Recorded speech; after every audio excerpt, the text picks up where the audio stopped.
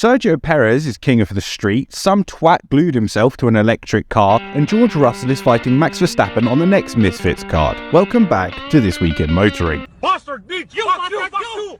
Bloody fuck you, bloody! We start this week, of course, with F1's return in Azerbaijan, and up until about lap 15 of the race, it was a very interesting weekend. Firstly, the F1 sprint format changed its gender and became more confusing than ever, with only one practice, 2 qualies, and a race for 8 points, and then a Sunday race which can only be compared to a packet of Xanax. Gasly started out his weekend on the streets like any girl and got a cream pie from a fire marshal, bringing out the first of many red flags. Then, in Q1, Nick did Jesus Christ, will you stay out of the fucking barrier, you tart, decided that he didn't feel like taking turn 3 and fucked himself out of Q1, which brought out the second red flag of the weekend. Gasly, who had taken up all of Alpine's resources to get his arse trained before the start of qualifying, slammed his rear end into turn 3, proving once again the French can't drive. Monsieur, où est la boulangerie?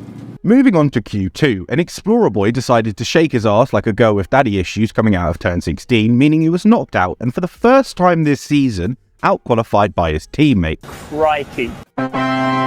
Then Leclerc decided to pull a Hamilton and after saying how shit that Ferrari was all week, managed to drag the Italian tractor to pole, which lasted long. And say goodbye to Max Verstappen in second place because that's the race lead as Perez takes second. Now we move on to the transgendered sprint format, and predictably the resident American Logan Sargent took an outdated stance by not taking part for the whole Saturday, by whacking his ass into the barrier at the top of the hill. You could say it's the wrong hill to die on.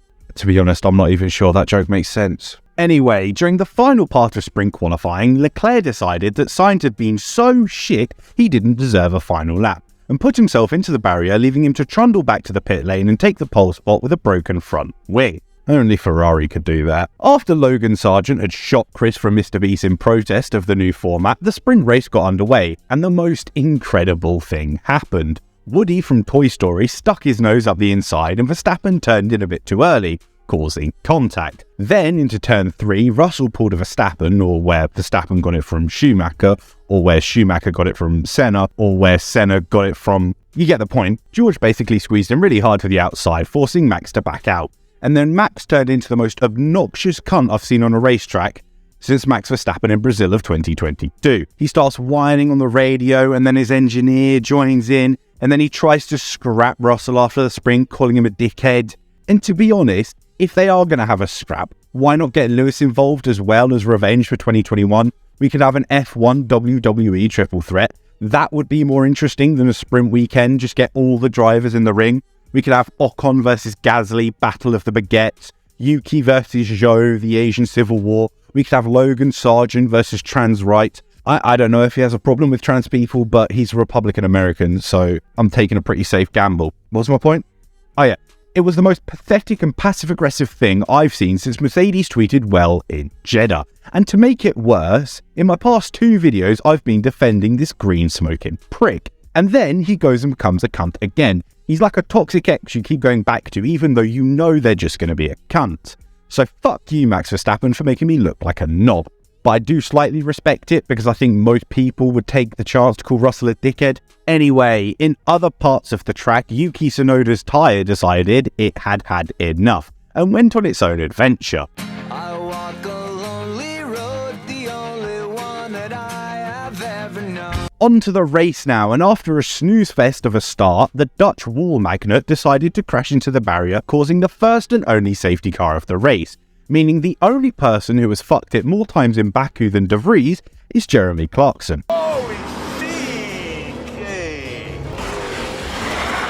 Oh shit!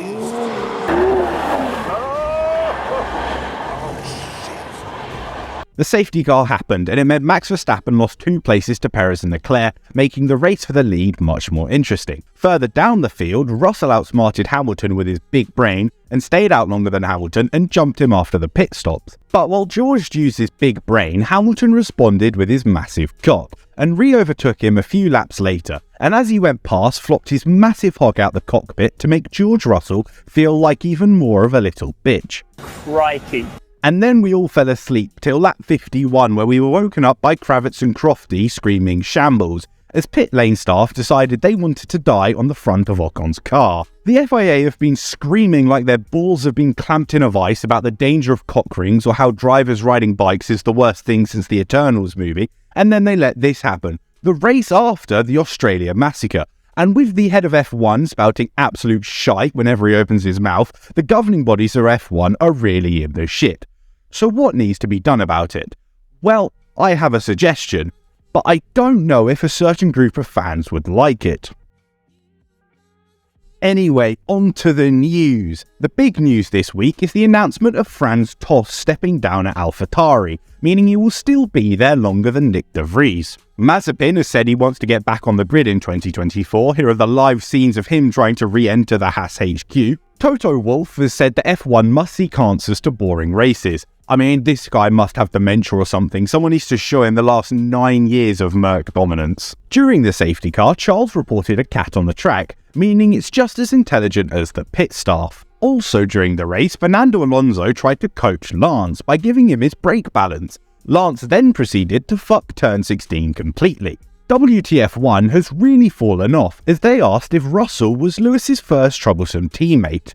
Well, if you ignore the 3 world champions he's had as teammate, then they would be right. The president of the FIA has been accused of sexism and bullying. No way! A rich and powerful man from the Middle East is sexist and a bit of a cunt. Who saw that coming? From one old cunt to another, and Stephanie has said that the long-standing tracks cannot solely rely on their history to remain in F1, saying that they need to do what's best for the sport.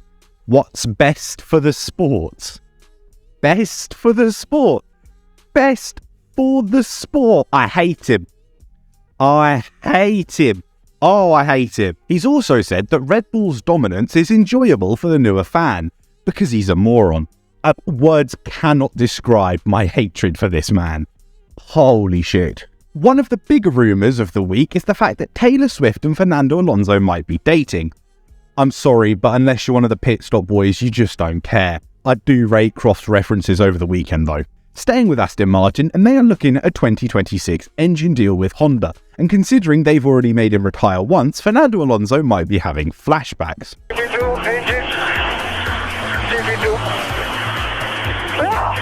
While the F1 race may have been a snooze fest, the F2 certainly wasn't, and during the sprint race the safety car was coming in with 3 laps to go, and then half the grid proved exactly why they aren't in F1. Over in Formula E now, and one of them oil protesters decided to glue himself to the track at the start of the race. Now I understand the protest, but surely out of all the race series, Formula E makes the least sense. In America they have coal rolling. Why don't they glue themselves to that? And then later in the race there was an interesting team radio between Nick Cassidy and his engineer. The guy in front of me in the debrief will go, yes, Stoffel, I would be P1, but I got traffic, if my mum was a man, blah blah blah. And finally in Japan, in Super Formula, where Liam Lawson is coming for Debris' seat, as he is currently slapping about his teammate, a former Super Formula champion, with moves like this. これ使えるんじゃないですかね。フラッシュ終わってました今。終わったかな？終わってます。ただ、ペースが上がらない。